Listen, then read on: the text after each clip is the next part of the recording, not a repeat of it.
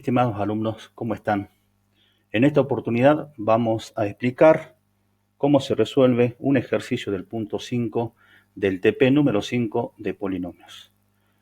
El enunciado del punto 5 dice, para la siguiente ecuación, vamos a tomar la ecuación del inciso F, determinar el número posible de raíces reales positivas, reales negativas y complejas no reales, aplicando la regla de Descartes. Esto es lo que nos pide el inciso 5.1. Bien, para poder resolver el ejercicio tenemos que tener presente en qué consiste la regla de Descartes. ¿Qué dice la regla de Descartes? Bien, arranca diciendo la regla de Descartes que el polinomio debe ser un polinomio perteneciente a este conjunto R de X. ¿Qué significa esto? Que el polinomio tiene que tener todos sus coeficientes reales. Bien, veamos la ecuación del inciso F. Si observamos, todos los coeficientes son reales. Esto implica que podemos aplicar la regla de Descartes. Bien, ¿para qué nos sirve la regla de Descartes? Para determinar el número posible de raíces positivas y de raíces negativas reales. Vamos a explicar, a medida que vayamos resolviendo el ejercicio, en qué consiste la regla de Descartes, que se divide en dos incisos, I y doble I, en dos partes. Bien. Antes de empezar, quiero que veamos una cosita. La regla de Descartes hace referencia a un polinomio, P de X, pero es aplicable también la regla para ecuaciones, porque fíjense que yo en esta expresión tengo una ecuación. Entonces es necesario que aclaremos que un polinomio y una ecuación no son iguales, no son conceptos similares. Una ecuación es una igualdad entre dos expresiones. En el primer miembro tengo una expresión polinómica y en el segundo miembro tengo un cero. Entonces, repito, una ecuación es una igualdad en la que figuran, obviamente, operaciones, incógnitas, variables, indeterminadas, llámenlas como ustedes quieran. En este caso, tenemos una ecuación polinómica en una sola variable x, igualada a 0, ¿sí? Cuidado con eso. Bien, ¿y qué es un polinomio? Un polinomio es simplemente una expresión algebraica, no está igualada a ninguna otra expresión. Bien, la pregunta es entonces, ¿cuál es el polinomio p de x asociado a esta ecuación? El polinomio p de x es toda esta expresión que figura en el primer miembro y no está igualada a 0. ¿De acuerdo? Bien, entonces tenemos el polinomio p de x. Bueno, alguien me dirá, pero profe, figura un signo igual. Este signo igual se usa a fines de darle un nombre al polinomio, en este caso p. El polinomio p de x es esta expresión polinómica. Bien. Y fíjense que, repito, que quede claro esto, que una ecuación es un polinomio, así solemos llamar a veces, es un polinomio igualado a 0. Bien, aclarado esto, empecemos. Vamos a determinar, en este primer paso, las raíces reales positivas, perdón, el número posible de raíces reales positivas. Después vamos a determinar cuáles son esas raíces en el inciso 5.2. Bien. ¿Qué dice la primera parte de la regla de Descartes? El número de raíces reales positivas del polinomio p de x es igual al número de variaciones en signo en p de x. Bien, paremos ahí y volvamos al ejercicio. Tenemos que determinar entonces el número de variaciones de los signos del polinomio p de x. Antes de hacer eso, quiero aclarar algo que es importante. Es necesario que el polinomio esté ordenado en forma decreciente. Si está completo, perfecto. Y si no lo está, no lo vamos a completar. ¿Quedó claro? No lo vamos a completar para evitar inconvenientes. Bien, veamos nuestro polinomio p de x, está ordenado en forma decreciente, término de mayor grado, de grado 5, término de grado 4, grado 3, grado 2, grado 1 y grado 0. Ordenado y completo. El coeficiente principal es el coeficiente del término de mayor grado, que se llama término principal, es igual a 1, fíjense ahí tengo un 1 implícito, con lo cual P de X es un polinomio mónico. En este caso, este polinomio es polinomio mónico. Y el término independiente es menos 3. Estos dos elementos, el término independiente y el coeficiente principal, son dos elementos que vamos a estar mencionando con mucha frecuencia en este video y en los próximos, a tenerlo en cuenta. Bien, ahora vamos a determinar las variaciones de los signos de P de X. Vamos a identificar los signos de los términos, esto es sencillo. El primer término es positivo, el segundo es negativo, el tercero es negativo, negativo, negativo, negativo. Bien, vamos ahora a determinar el número de variaciones. Vamos a empezar por la izquierda y vamos a recorrer de izquierda a derecha. El primer signo es más, el siguiente es menos. Acá tenemos una variación. Pasamos del signo más al signo menos. Una variación. Del signo menos pasamos a otro signo menos, no hay variación, a otro signo menos, a otro signo menos, a otro signo menos. No hay variaciones, solo esta primera. Es decir, tenemos una sola variación de signos en P de X. ¿Qué implica esto? Implica que el polinomio P tiene una sola raíz real positiva. Eso es lo que dice esta primera parte del inciso I. Pero fíjense que dice la siguiente parte. O es menor a este último número, es decir, a 1, en un número entero par. ¿Qué significa esto? Que a este último número, a 1, le tengo que restar 2, número par. 1 menos 2 es menos 1. Es decir, que otra posibilidad para el polinomio P, para este polinomio, es que tenga menos 1 raíces reales positivas. Pero pregunto, ¿tiene significado esto? Si estamos contando o estamos determinando el número posible de raíces reales positivas. No, porque no podemos tener para P de X menos 1 raíz real positiva. Con lo cual vamos a descartar esta última posibilidad.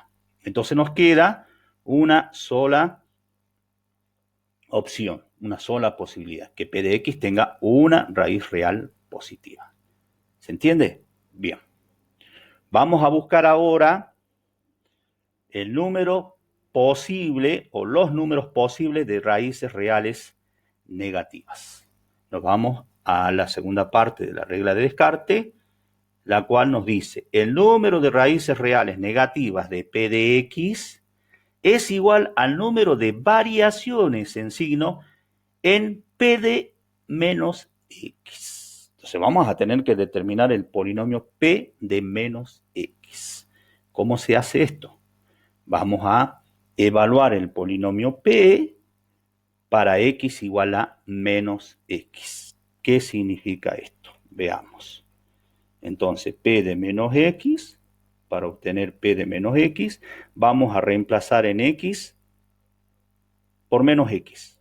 Menos X a la quinta, menos X a la cuarta, menos 4 por menos X al cubo y así sucesivamente. Una vez que hemos reemplazado, vamos a resolver, ¿sí? Para determinar el polinomio P de menos X. Acá vamos a tener que recordar algo que ustedes conocen muy bien. Las potencias con exponente impar y las potencias con exponente par. Ustedes saben que los resultados de todas las potencias con exponente impar llevan el signo de la base.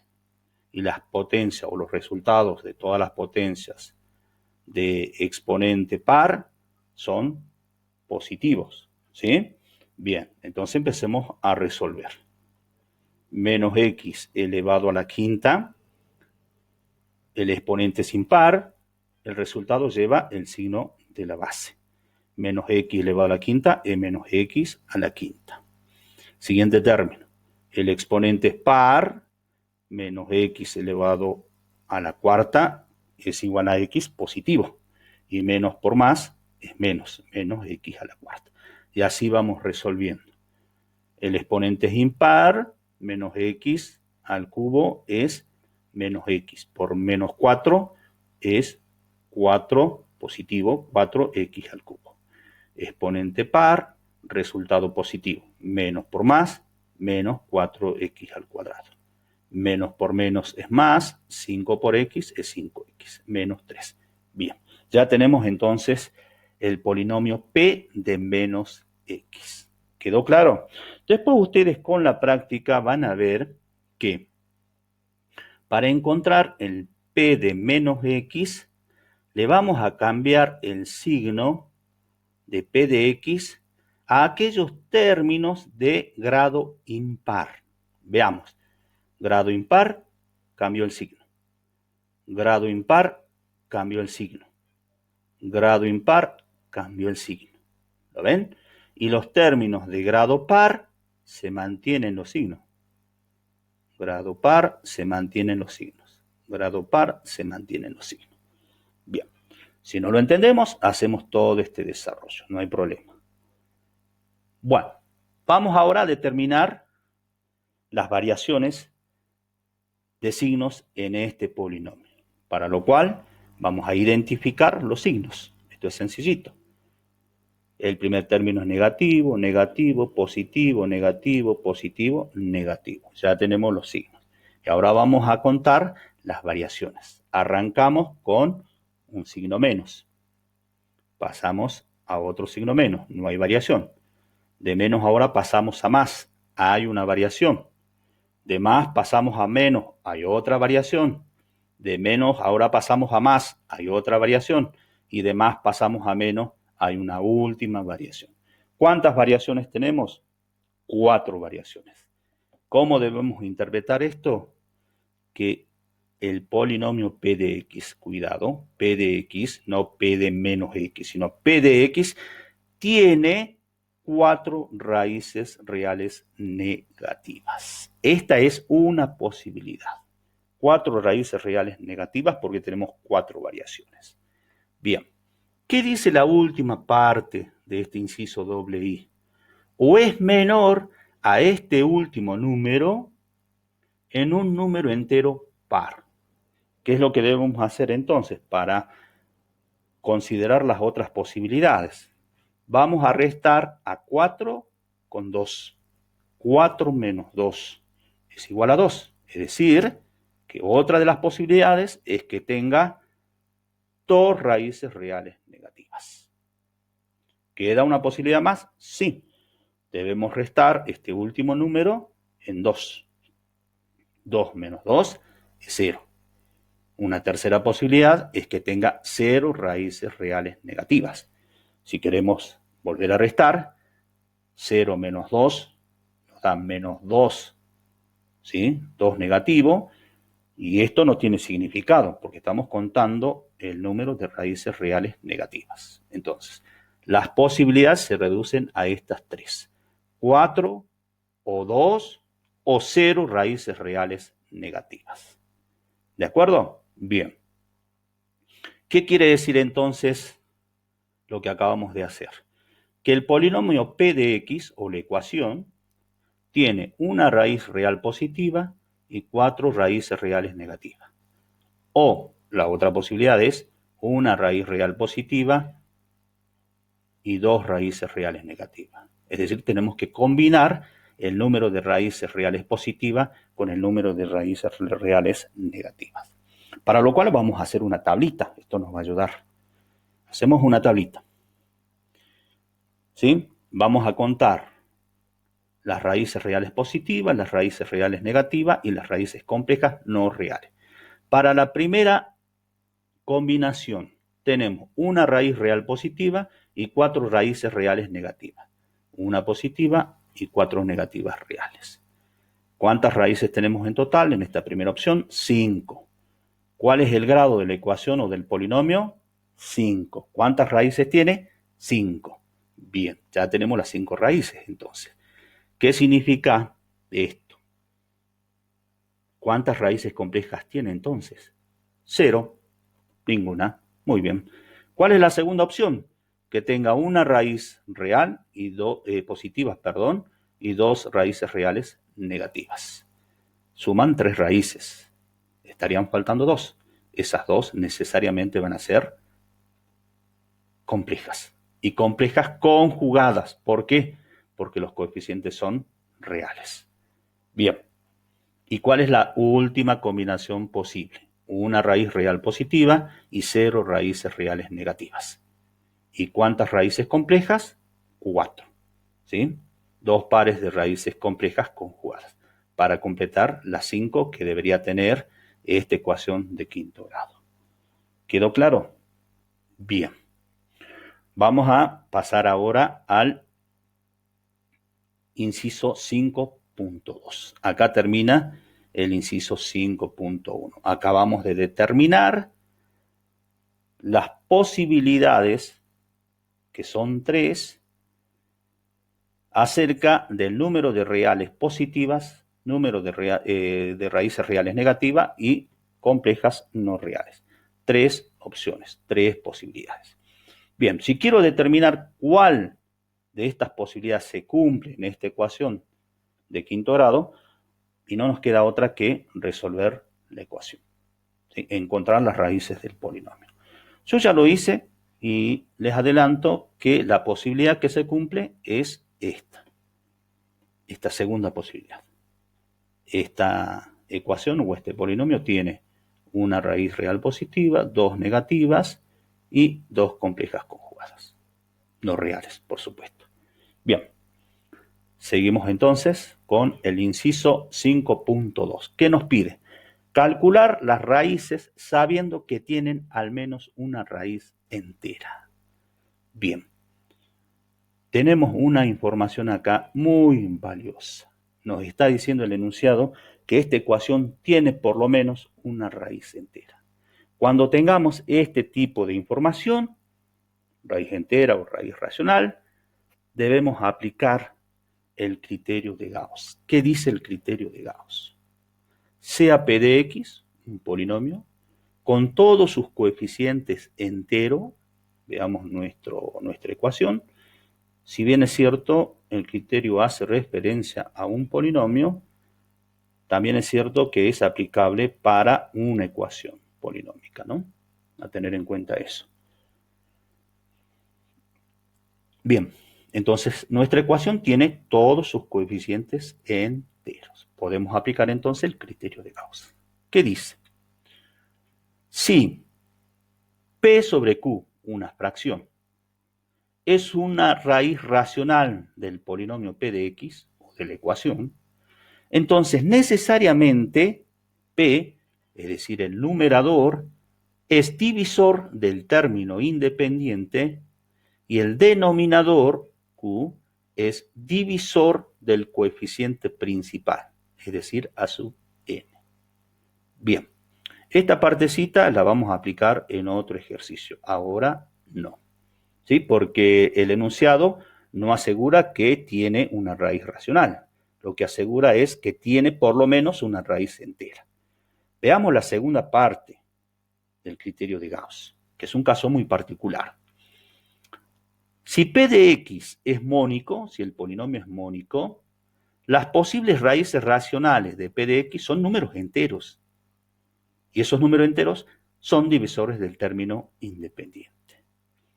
Veamos, nuestra ecuación es una ecuación mónica. Su coeficiente principal es igual a la unidad, es igual a 1. Entonces, vamos a aplicar esta segunda parte del criterio, que dice, si tiene raíces enteras, y lo asegura el enunciado, esas posibles raíces enteras o esa posible raíz entera debe ser divisor del término independiente. ¿Y cuál es el término independiente de nuestra ecuación? Menos 3. ¿De acuerdo?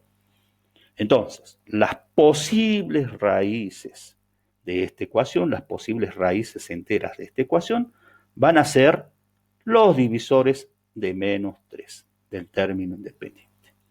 ¿Y cuáles son los divisores de menos 3? Son solo dos, el 1 y el 3. 3 es un número primo, tiene solo dos divisores. Pero tenemos que considerar ambos signos. Entonces, las candidatas son más 1, menos 1, más 3, menos 3. Esas son las posibles raíces. Perfecto. Hasta acá se entiende, ¿verdad? Bien. Ahora, ¿cómo hacemos para determinar cuáles de estas posibles son raíces de esta ecuación? Para esto vamos a tener que aplicar un concepto básico, que seguramente ustedes ya lo han visto en la teoría. Este concepto dice, si h, un número h, es una raíz de p de x igual a 0 de la ecuación o de un polinomio p de x, entonces p de x, el polinomio p de x, es divisible por x menos h, es decir, x menos la raíz h. ¿De acuerdo? Ahora, ¿cuándo un polinomio es divisible por otro? En este caso, cuando el polinomio p de x es divisible por este binomio. Fíjense que es un binomio mónico, x menos h, donde h es la raíz.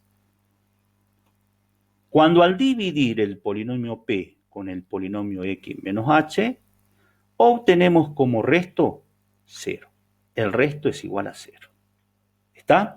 Si dividimos entonces el polinomio p con el binomio x menos h, obtenemos un cociente, y si el resto es igual a 0, podemos afirmar que p de x es divisible por x menos h, con lo cual h es una raíz de p de x.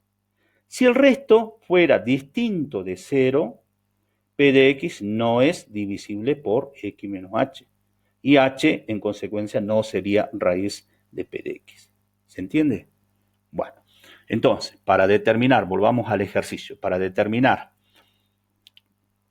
cuáles de estas candidatas son raíces de la ecuación, vamos a efectuar la división del polinomio asociado a esta ecuación dividido x menos la primera candidata que en este caso es 1. Después dividiremos el polinomio dividido x menos la segunda candidata y así sucesivamente. Ahora bien, ¿qué vamos a aplicar para efectuar las divisiones?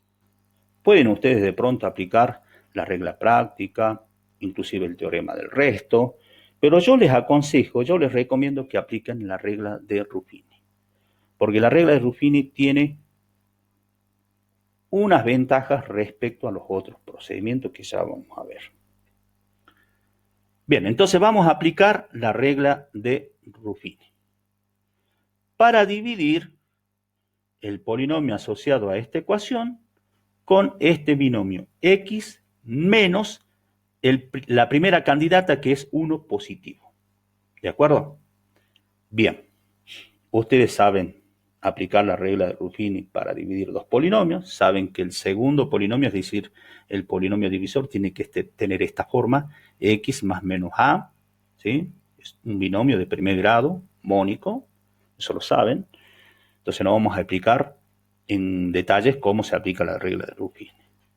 Pero sí vamos a recordar que el polinomio dividendo tiene que estar completo y ordenado. Completo. Si no está completo, lo completamos. En la regla de Descartes, para determinar el número de signos, no es necesario, como ya lo vimos, no es necesario, mejor dicho, no se completa. Para la regla de Ruffini, sí. Eso lo saben desde la secundaria, chicos. Entonces, vamos a acomodar nuestra tablita de Ruffini. Ubicamos los coeficientes del polinomio, ¿sí?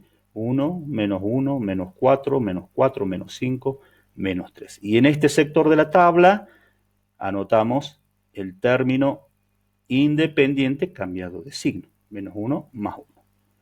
Fíjense que el numerito que hemos anotado en este sector de la tabla no es otra cosa que la raíz, la primera candidata que estamos probando, que es 1 positivo.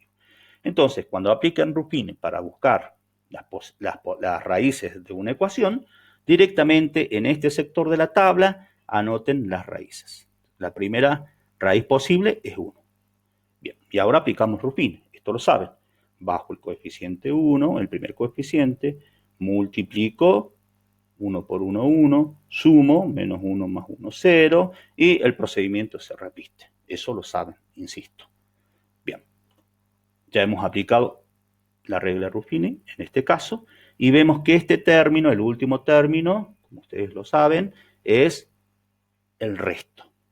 Y fíjense que el resto es distinto de 0. ¿Qué significa esto? Que este polinomio no es divisible por este binomio, con lo cual 1 no es raíz, porque el resto es distinto de 0. Repito entonces, como el resto es distinto de 0, esto implica que 1, la primera candidata que hemos probado, no es raíz de esta ecuación. Paso siguiente, probamos la segunda candidata, menos 1.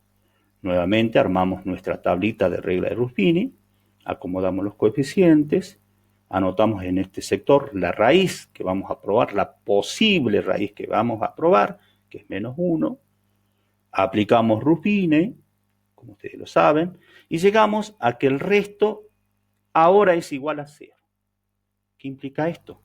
Si el resto es igual a 0, que menos 1, este numerito, esta candidata, es raíz de la ecuación.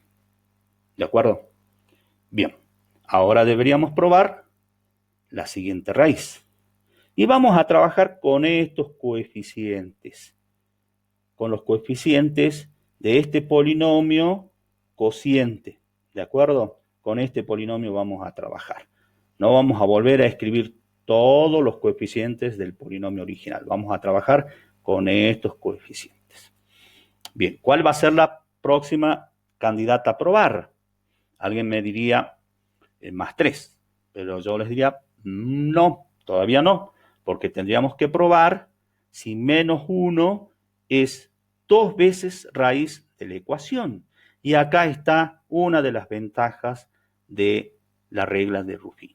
La regla de Ruffini me permite determinar el orden de multiplicidad de una raíz. Me permite determinar cuántas veces una raíz es raíz de una ecuación.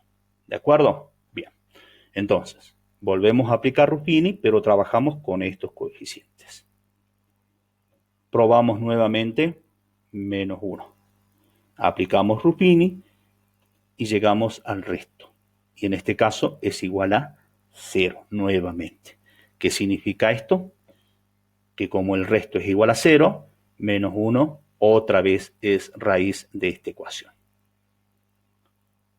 Con lo cual, menos 1 ya es raíz doble. ¿Se entiende? Bien, deberíamos probar una vez más si menos 1 es otra vez raíz, por si menos 1 es una raíz triple. Bueno, yo ya lo hice.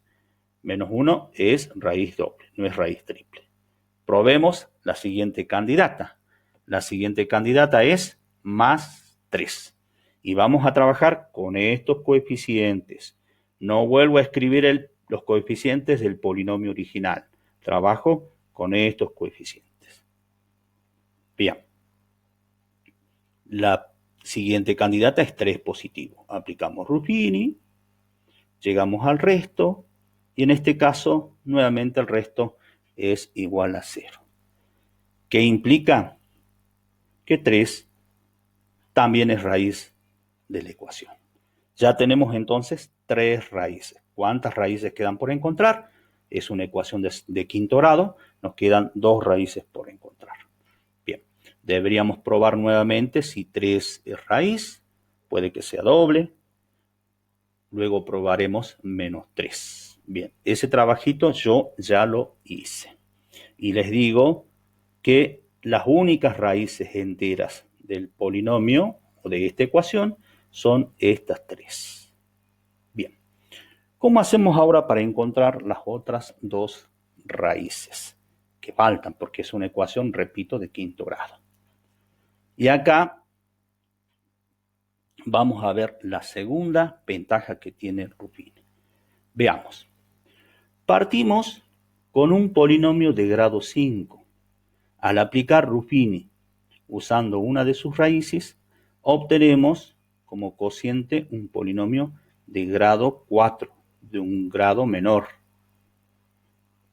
Al aplicar nuevamente Ruffini usando otra de sus raíces, que en este caso es la misma, obtenemos como cociente un polinomio de un grado menor, en este caso de grado 3.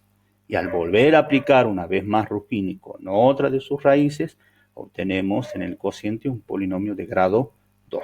Fíjense que al aplicar en forma sucesiva la regla de Ruffini usando las raíces, vamos reduciendo el grado del polinomio. Grado 5, grado 4, grado 3 y grado 2. ¿Cómo vamos a hacer entonces para encontrar las dos raíces que quedan? Vamos a trabajar con este polinomio de segundo grado. Vamos a escribir la ecuación asociada a este polinomio. Fíjense que este es un polinomio de segundo grado. Término de grado 0, término de grado 1 y término de grado 2. Esto es 1 por x al cuadrado más 0 por x más 1. Y la ecuación es esta. X al cuadrado más 1 igual a 0. Es la ecuación asociada a este último polinomio de segundo grado. La resolvemos, despejamos x, ¿sí? Y obtenemos que x es igual a más menos la raíz cuadrada de menos 1. Y ustedes saben que la raíz cuadrada de menos 1 es igual a la unidad imaginaria. Con lo cual, las otras dos raíces de la ecuación son y menos y. Raíces complejas, como ya habíamos anticipado en el inciso 5.1, ¿verdad? Bien.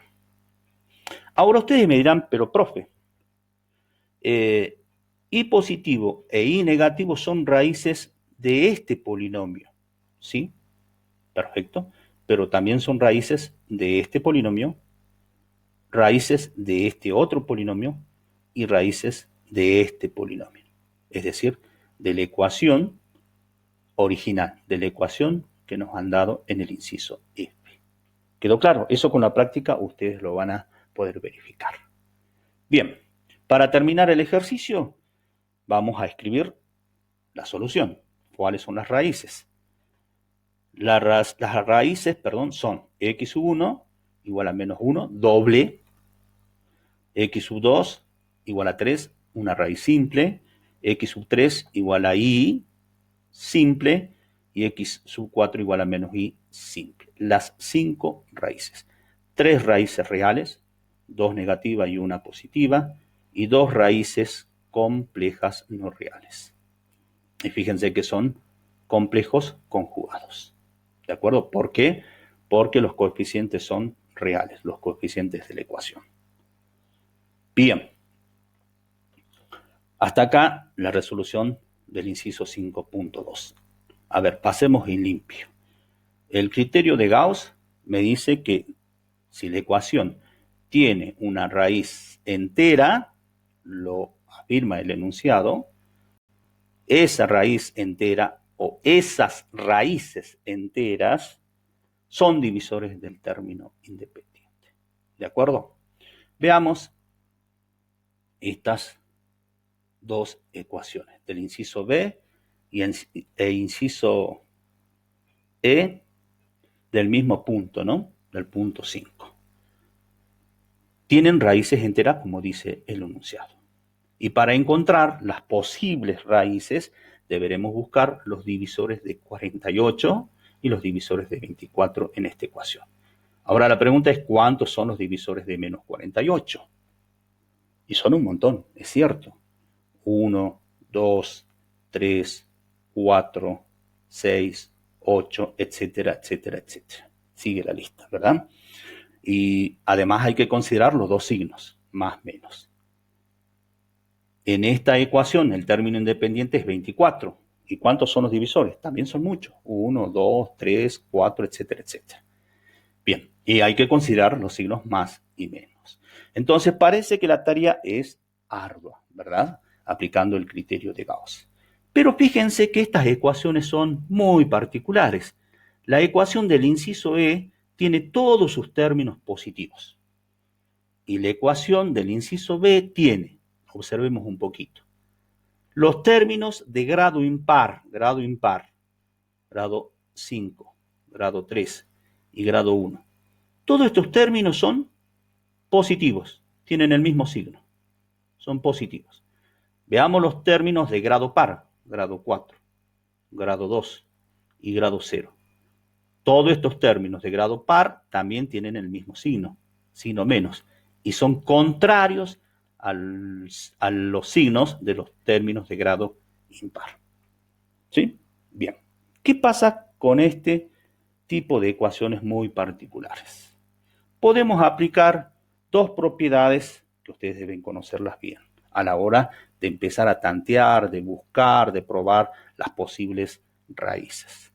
La propiedad 1 dice, si todos los términos de un polinomio son positivos, como el caso del inciso E, ese polinomio no admite raíces reales positivas. ¿De acuerdo? ¿Qué significa esto? Que solo vamos a probar las raíces negativas, con lo cual la lista se reduce a la mitad. Propiedad 2. Si los coeficientes de los términos de grado par de P de X son todos de igual signo y los coeficientes de los términos de grado impar son todos de signo contrario, P de X no admite raíces reales negativas, que es el caso de esta ecuación. En esta ecuación no vamos a probar las raíces negativas, solo las raíces positivas. También se reduce el conjunto de las posibles candidatas, de las posibles raíces a la mitad. ¿Está? Estas propiedades hay que tenerlas en cuenta. Bien, hasta acá el ejercicio, pero me gustaría que verifiquemos mediante la aplicación de GeoGebra. Eso les pide, al final del punto 5, les pide que verifiquen. No es necesario, pero ustedes pueden verificar con GeoGebra. Bien, veamos.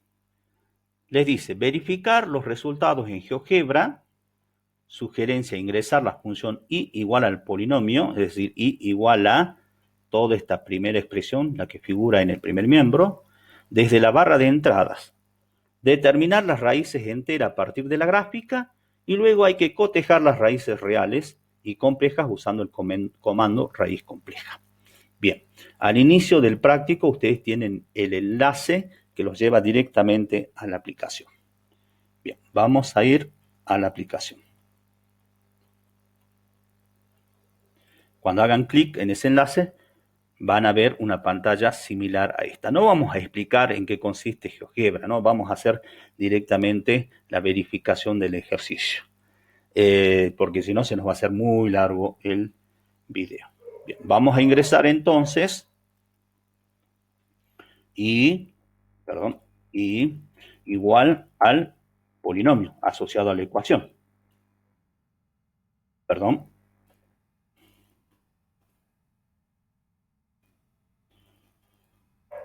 I igual a, la ecuación es esta,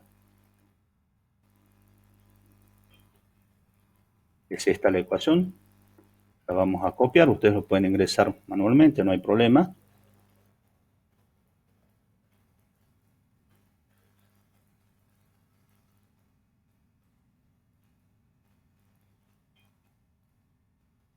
Ahí está. Enter. Y ya tenemos en la vista gráfica, tenemos la representación gráfica de este polinomio. Bien. Tenemos que determinar las raíces reales observando el gráfico. Las raíces están representadas gráficamente mediante los puntos por donde la curva corta el eje X, ¿sí? En este caso tenemos en este punto, en el punto de coordenadas 3, 0, tenemos una raíz. Es decir, 3 es una raíz. Y es una raíz simple porque la gráfica corta el eje X sin cambiar su concavidad. Acá tenemos entonces una raíz simple. Tenemos acá otra raíz. En este punto la gráfica toca al eje X.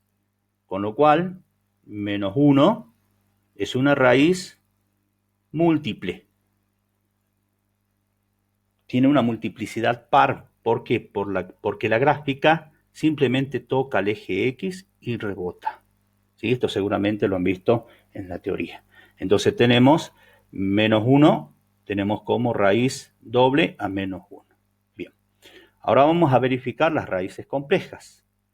Vamos a ingresar el comando raíz compleja. Y fíjense que cuando ustedes están tipeando el comando, se despliega una lista de comandos que nos sugiere la aplicación. Nosotros necesitamos este comando. Hacemos clic allí e ingresamos como argumento el nombre que la aplicación le asignó a esta función polinómica que es f. Entonces, el argumento es f. Y presionamos la tecla Enter. Bien. Tenemos las raíces. Menos 1, ¿sí? Doble. 3, simple, raíces reales. Y las raíces complejas, menos 1 y, o menos i, y más i. ¿Sí? Esto deberíamos quitarlo, ¿no? Porque no se puede representar gráficamente las raíces imaginarias o complejas en un plano cartesiano real. Perfecto. Bien, chicos, está verificado. Hasta acá el video. Próximamente vamos a estar preparando algunos otros videos para explicar algunos puntos del práctico 5 y del práctico 6. Bien, será hasta la próxima.